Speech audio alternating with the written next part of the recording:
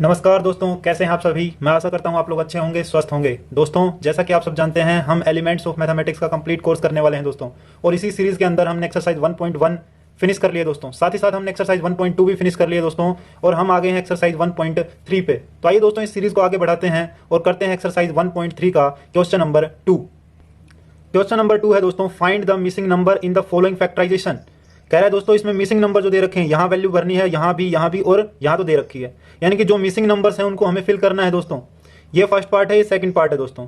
जैसा कि हमने फर्स्ट क्वेश्चन के अंदर किया था, फैक्टराइजेशन, फैक्टर किए थे दोस्तों हमने, वैसा ये सेकंड पार्ट है दोस्तों। तो पहले सेकंड पार्ट कर लेते हैं दोस्तों। आइए देखते हैं कैसे करना होता है इसको।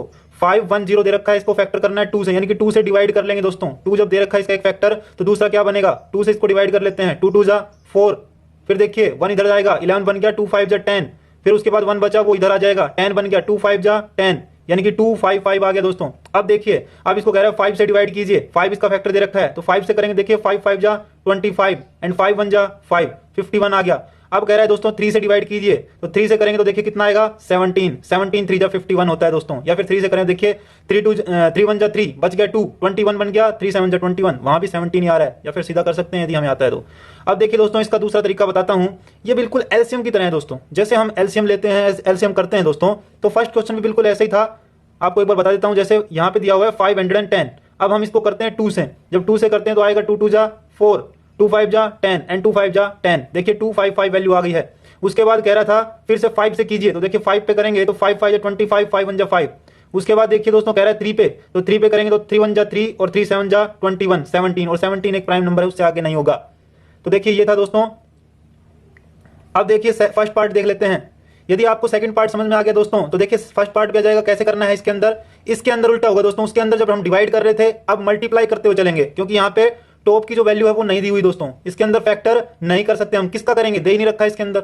अब क्या करेंगे, अब हमें देखिए उल्टा प्रोसेस चलेगा। जब उल्टा होगा तो वहां डिवाइड हुआ था, मल्टीप्लाई होगा दोस्तों। 17 2 जा कितना होता है 34, तो यहां आएगा 34, इसको और इसको मल्टीप्लाई कर दिया, 17 2 जा 34। अब देखिए 34 को कर देंगे 2 से मल्टीप्लाई, तो जो आंसर आएगा वही यहां आएगा, यानी कि 4 2 जा 8 एंड 3 2 जा 6, यानी कि 68 आ गया।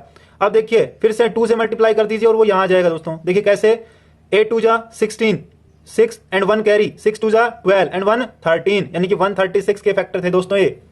तो मैं आशा करता हूं दोस्तों आपके समझ में आ रहा होगा। अब चलते हैं क्वेश्चन नंबर 3 के ऊपर।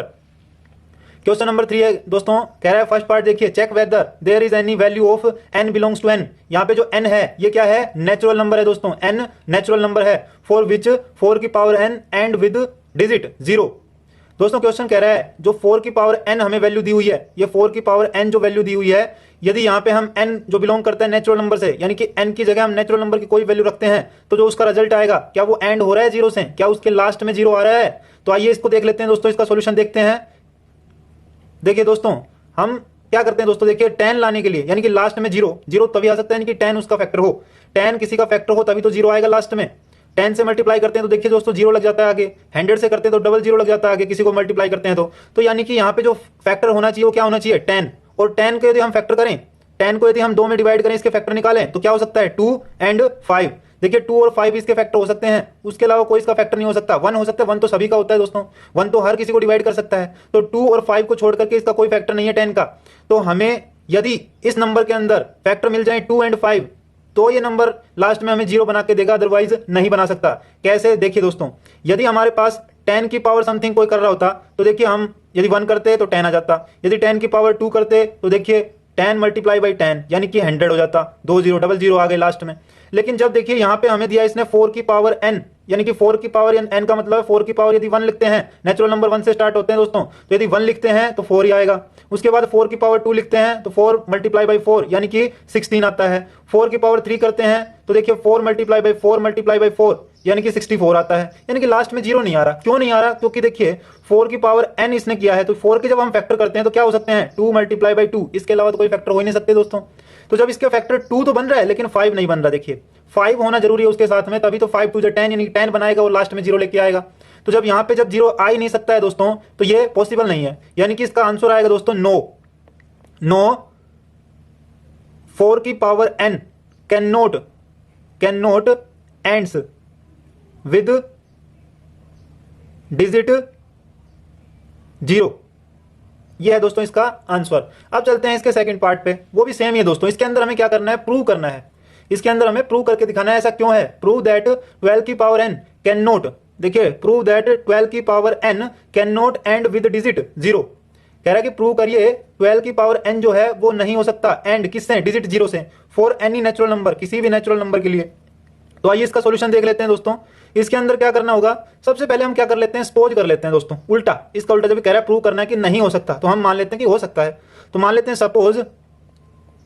सपोज 12 की power n and with the digit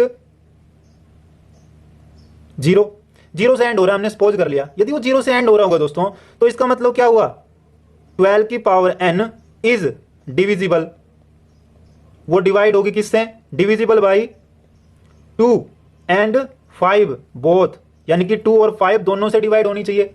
12 की पावर n जो है वो डिवाइड होना चाहिए 2 एंड 5 बोथ दोनों से, बट ऐसा तो नहीं है। देखिए दोस्तों 12 की पावर n, इसके क्या फैक्टर हो सकते हैं 12 के, एक तो हो सकता है 4 और एक हो सकता है 3, इसके अलावा तो कोई फैक्टर नहीं है दोस्तों। 4 एंड 3, या 4 को हम यदि और ब्रेक करें तो 2 के अंदर हो सकता है, यानी कि 2 एंड 3 इसके प्राइम फैक्टर हो सकते हैं। सीधी सीधी बात ये है, यदि 2 और 3 इसके प्राइम फैक्टर हो सकते हैं, तो देखिए 2 तो आ रहा है, 2 से तो डिवाइड हो रहा है नंबर, लेकिन 5 से नहीं हो रहा दोस्तों। किसी भी कैसे भी करके ये नहीं होगा 5 से डिवाइड। जब ये 5 से डिवाइड नहीं हो सकता तो 10 कैसे बनाएगा, 2 और 5 मिलकर ही तो 10 बनाते हैं दोस्तों, तभी तो लास्ट में 0 आ सकता है, अदरवाइज तो 0 नहीं आ सकता। तो देखिए 0 नहीं आएगा। 12 की पावर n कैन नॉट, तो हम यहां पे कहेंगे बट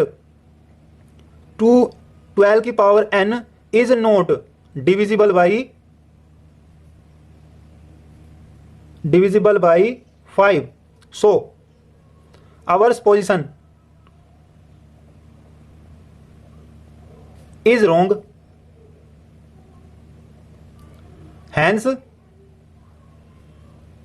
12 की power n can not and with the digit 0। यह है दोस्तों क्वेश्चन नंबर 3। अब चलते हैं क्वेश्चन नंबर 4 के ऊपर। क्वेश्चन नंबर 4 है दोस्तों, explain why the following are composite number. कह रहा है एक्सप्लेन करिए कि ये कंपोजिट नंबर क्यों है। तो पहला पार्ट देखिए दोस्तों, आइए सॉल्यूशन देखते हैं। पहले पार्ट के अंदर 7 multiply by 11 multiply by 13 plus में 13।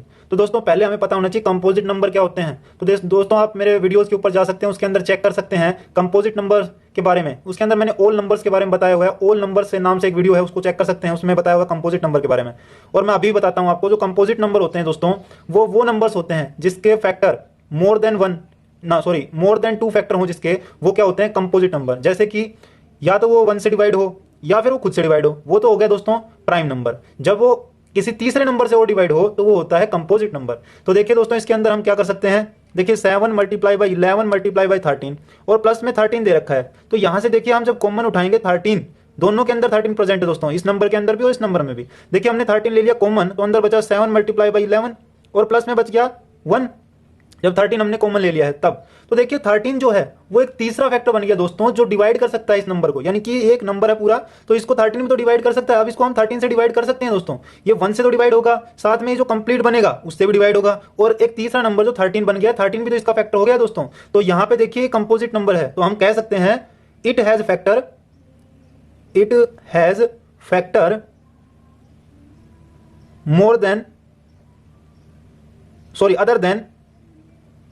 other than 1 and the number itself, so it is a composite number। ये है दोस्तों। अब देखिए इसका सेकंड पार्ट देख लेते हैं, उसके अंदर भी सेम ही दोस्तों। यदि आपको फर्स्ट पार्ट समझ में आया है तो देखिए यहाँ भी 5 है और यहाँ भी 5, दोनों के अंदर से हम 5 कॉमन उठा सकते हैं। जब कॉमन ले लिया तो 7 multiply by 6 multiply by 4 multiply by 3 multiply by 2 और प्लस में बच गया दोस्तों 1।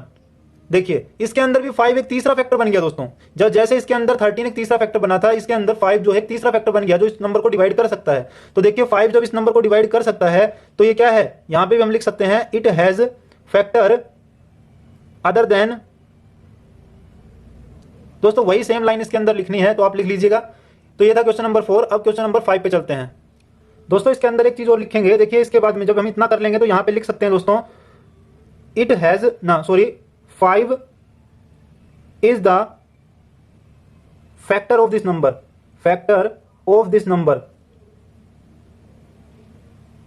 और उसके बाद ये लाइन आएगी दोस्तों, दिस इंप्लाइज दैट, और इसके अंदर भी वही आएगा दोस्तों, 13 is the factor of this number, और फिर ये लाइन आएगी दोस्तों।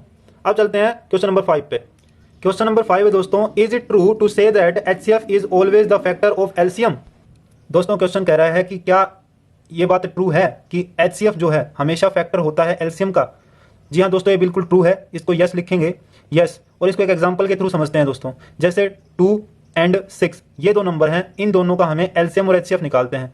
देखिए LCM निकालेंगे तो इसके क्या फैक्टर बने, 2 एंड 3। इसके क्या फैक्टर हो सकते हैं, 1 एंड 2, ये हो सकते हैं। जब हम HCF निकालते हैं दोस्तों, हाईएस्ट कॉमन फैक्टर क्या हो सकता है, 2 इसमें भी है फैक्टर और 2 इसमें भी फैक्टर है। इसके अलावा कोई भी ऐसा फैक्टर नहीं है जो दोनों में कॉमन हो, तो 2 ही इसका क्या हो जाएगा, HCF। उसके बाद देखिए दोस्तों, जब हम LCM निकालते हैं तो LCM वो नंबर होता है जो HCF तो होता ही है, साथ में वो नंबर जो बच गया, यानी कि 2 तो इसका HCF हो गया, वो तो है 2, उसके अलावा क्या बचा 3, 2 3 जा 6 एंड 6 1 जा 6, तो इसका क्या होगा, LCM इज इक्वल टू होगा 6 के इक्वल।